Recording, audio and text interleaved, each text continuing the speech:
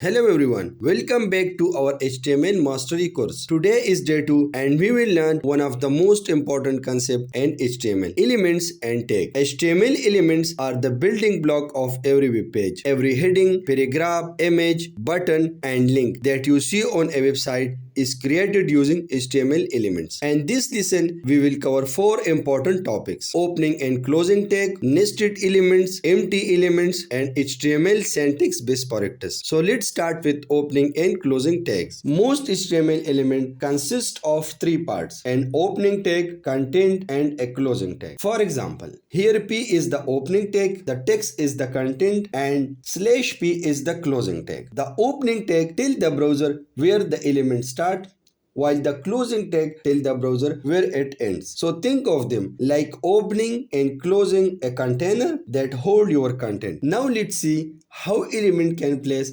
inside other element. HTML element can be placed inside other HTML elements. This is called nesting. For example, in this example, the strong element is nested inside the paragraph element. When nesting element always close the inner element before closing the outer element. So this create a proper parent and child structure and keep your HTML organized and easy to read. Next, let's learn about empty elements. Some HTML elements do not contain any content and do not require a closing tag. These are called empty elements. Common example include image tag, BR tag, HR tag, input tag. For example, the BR tag create a line break while the image tag display an image. Since these elements perform a specific task by themselves, they do not need opening and closing tag pairs. Now let's look at some best practice for writing clean HTML code. Writing HTML is not only about making it work. It's also important to write code that is clean, readable, and easy to maintain. Some useful best practices are: use lowercase tag names, properly nest your element, use quotation mark around the attribute's value, indent your code consistently, always close your tag whenever required. Follow these simple rules will help you write a professional HTML code and avoid common mistakes. In the next lesson, we will continue building our HTML text formatting, which is more exciting concept. So thank you for watching and do not forget to subscribe to Ilyasoft for more web development tutorials.